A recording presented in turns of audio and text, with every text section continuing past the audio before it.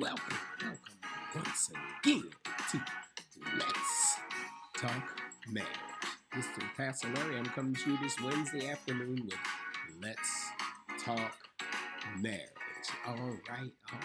Hope everyone is doing well. If you woke up this morning, you are doing well. On our program today, we're going to be talking about soulmate. We're talking about our soulmate. My wife and I mentioned on the program that my wife and we celebrated 35 years of marriage. And when I first met her, a lot of people know the story. We met at the bus stop, and then she said no at first, but that was 35 years later. Because I knew it was she was my soulmate. For you ladies that are contemplating or thinking about or seeing someone and you're not sure whether you should marry them or not, think about this, some things that you can look out for and things that make sure that you know about. Make sure you know these people before you walk down the aisle with them. Don't just base it on the outward appearance. God looks on the inside, but man certainly looks on the outside. We are caught up on looks and smells and how they dress, what they drive, and all that. But a lot of times looks are deceiving, so you have to be careful with that. Make sure that first of all, make sure that he has heart. Make sure he's a person that's you want to see them in all their elements. Make sure you see them when they're angry, before you walk down the aisle, because you don't want no surprise. He might be a crazy man. But make sure you see them when they're angry, see how they handle adversity, see how they handle stress. Because some people can't handle stress. They, just like they have two personalities. You don't want to marry one, thinking you marry one person, you end up marrying two people because they got two personalities. You don't want that to happen. So we have to make sure that we are ladies, when you find or when that person finds you, make sure it's the right person. And if you're in church, make sure one of the places that you take that person to is church and see how they react in church. Sometimes you can spot a person or tell how a person is by the way their actions are. So make sure that we are take these people to church or somewhere around your family. Of course, make sure your family meets them. And if you have kids, watch your kids around them. Because sometimes kids will tell the whole story. They'll tell the whole story.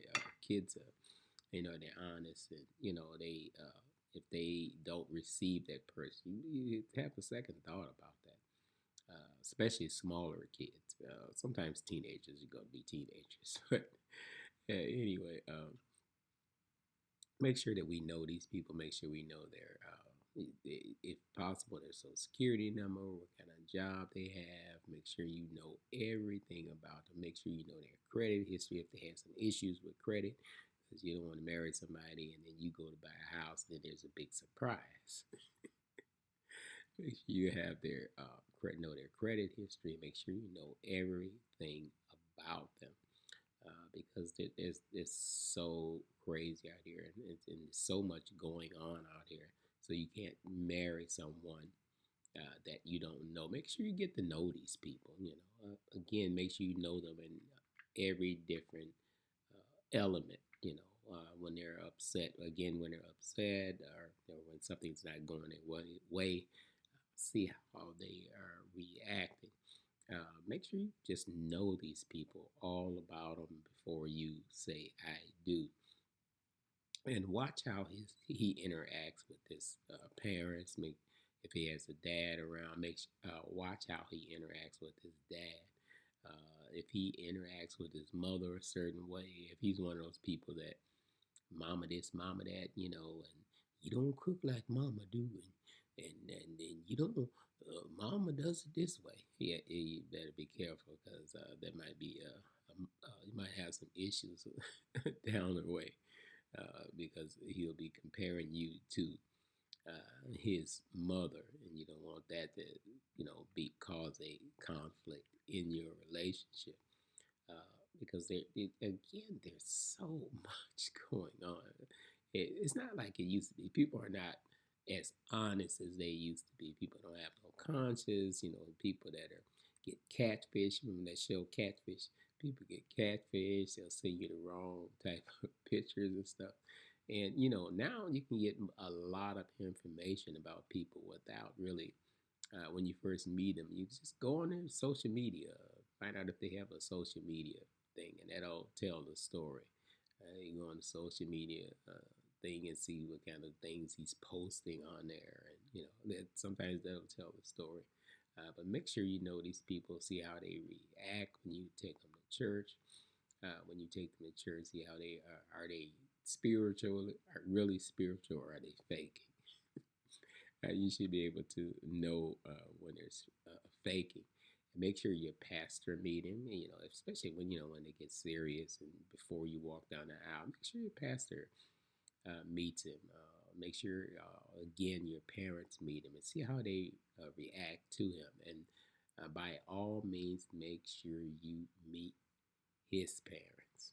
Make sure you meet him.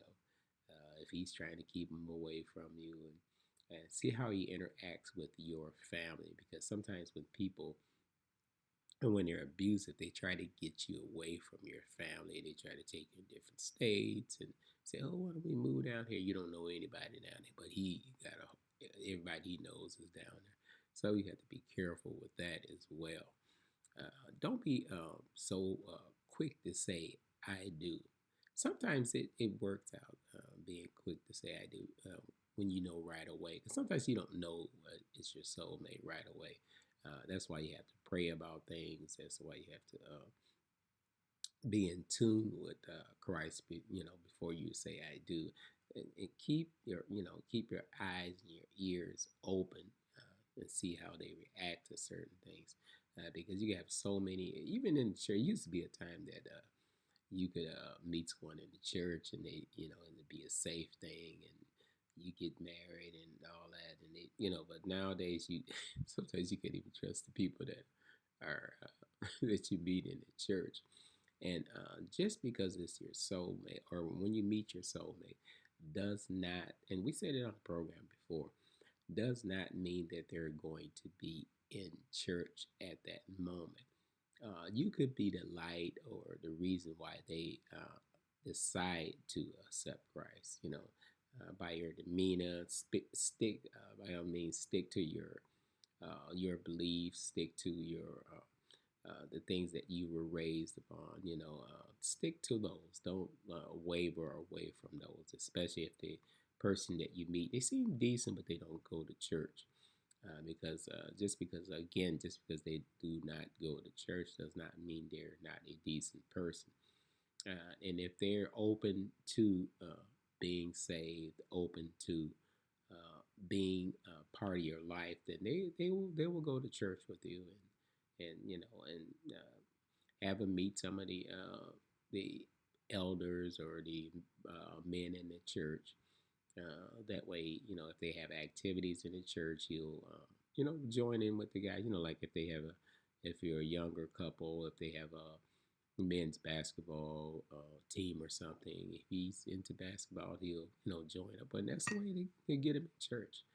If he does not go to church, but make sure you know these people, all about them, and things that because you don't want any surprises after you marry them. Then all of a sudden something come up, and you're like, oh, here we go. You don't want any surprises. You want to make sure that when you marry these people, you know as much as you possibly can about them.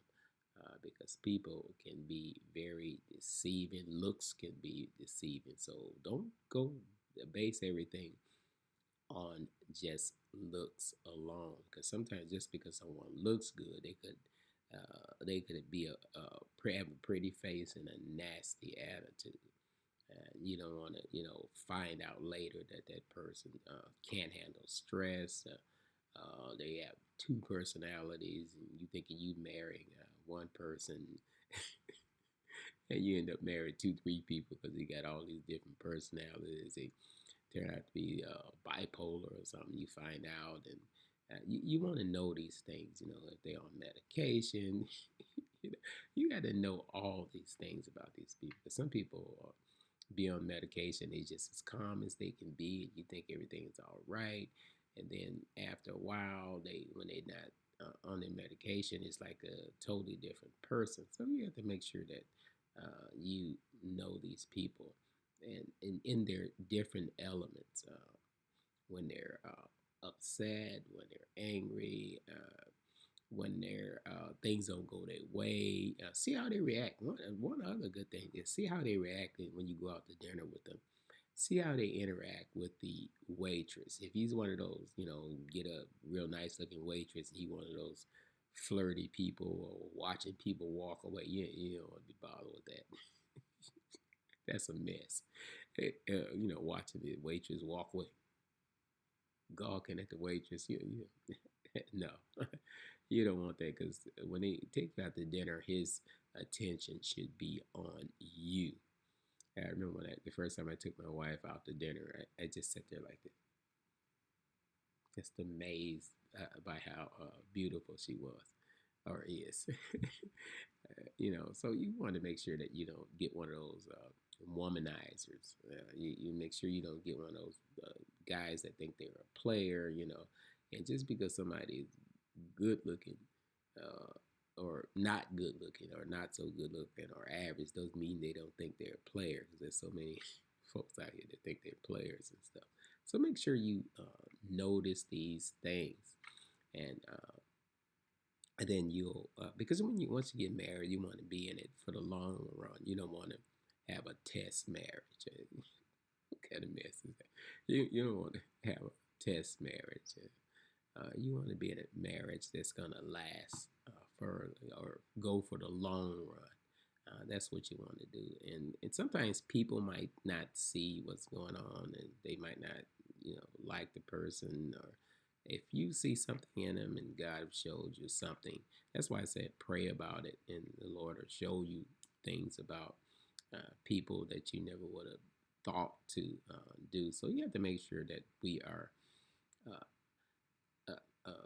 listening to the Lord, and listen, and not just going by their looks and saying, "Oh, he fine," because just because brother man is fine, he might have five other people that's saying the same thing.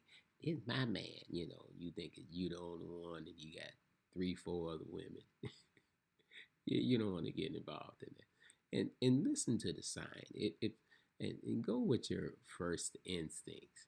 Because sometimes we know these people ain't no good. We just, because everybody else say, "Oh, he a good looking man. Look at that. He good looking." You know how they say, "Good looking." What that mean? What does that even mean? He good looking. Look at it. Just because folks saying he good looking don't mean he's got a good, is a good natured person, or does not mean that he's a person that has values. You have to make sure that people have values, they have heart, they have, they're in church. If they're not in church, make sure they're a good person. Again, everybody that's in church does just because they're in church does not mean they're a good person. Because you got some folks that think they're players even in the church. So that's why you have to make sure that you know these people before they walk down the aisle. Things to look for. Again, make sure you see him when he gets upset. If he, again, back to the restaurant, that's how you can tell. If the waitress might spill something on him, or might bring the food out cold. See how he reacts with that waitress. If he start going off on the waitress just because she's having a bad day, he done made it worse because he's got an attitude. Because I guess he called himself trying to impress you. Watch him. If he's in there acting a fool with the waitress, or with the cashier when you guys stand in line at a store or something, make sure you take note of that. Go home and write that down. So, oh, this man crazy. He don't handle stress well. He gets an attitude when things doesn't go his way. Because if he's getting upset with the waitress, just imagine if you don't cook his food right. This don't taste like my mama's food. Nothing like that be going on. You want to make sure that you with someone that's gonna be there for you and have your back and bring something to the table. Make sure that they are bringing something to the table, and make sure you have some goals set, not just if they you're seeing someone you know when you're seeing them, if they, things get serious, after you've known each other and stuff, and you decide to get married, make sure you have some goals. We're gonna buy a house in so many years. We're gonna do this. If you're still in school, we're gonna wait till after we both graduate, or after one of us graduate. If one of you credit is better than the other, a lot of times you make sure you get everything in the one with the better uh, credit name, and that way you can uh, have values, goals, and set things in place. Because you don't want to be renting the rest of your life or through your whole marriage. Make sure you have goals where you're planning on purchasing a house, and if you're thinking about having kids, those things should be discussed before you walk down the aisle. If they want to have kids, how many kids? Don't agree to it. Okay, and then later on, say, I didn't want no kids anyway. That's not right. And make sure that it's discussed and you talked about whether you want to have children or not, because it's not for everyone. And not only that, children are very expensive, very, very expensive. If you decide to have children, who's going to keep them? If they're going to be in a daycare, that's almost a whole salary. How it's going to be paid for, who's going to watch the kids. Those things should be planned. And we used to, especially in our culture, we used to make fun of people saying, "Oh, they talking about planning to have a kid." Yeah, that's a good idea to plan to have it. Make sure you plan to have a children, and know how many children you want. And if you marry someone that don't want to have children, don't get mad when if they're not excited when if you get pregnant. So because they told you up front, and when people tell you something up front, believe them. And your first impressions a lot of times are right, because sometimes we can pick up when somebody is no good. Just because other people saying they look good or y'all look good together, that don't mean that you're supposed to be with that person. Sometimes people are in your life just for a minute. Some people are in your life for a lifetime, and that's what a soulmate will be in your life for a lifetime. And speaking of soulmates, I want to take this opportunity once again to congratulate my dear friends, Reverend Addison and Donna Bell, for 46 years of marriage. And I've been knowing them for a while, for a long time. We all went to church together, and they're a wonderful, wonderful couple. So again, we celebrated 35, and they celebrated 46, and it's actually in the same month, which is kind of ironic. So they're a wonderful couple. Again, once again, congratulations to them for being her and his soulmates. And that's what happens when you meet your soulmates. You're going to be there through thick and thin, for better or for worse. And longevity is involved with a soulmate. This is Pastor Larry. I'm going to be signing off now until we meet again. I want to also take this opportunity to invite you out to our services at New Zion Christian Center. We have services on Sunday mornings at 11 a.m. at 15014 South Plain Street in Plainfield, Illinois. This is Pastor Larry. Until we meet again with Let's Talk Marriage. All right.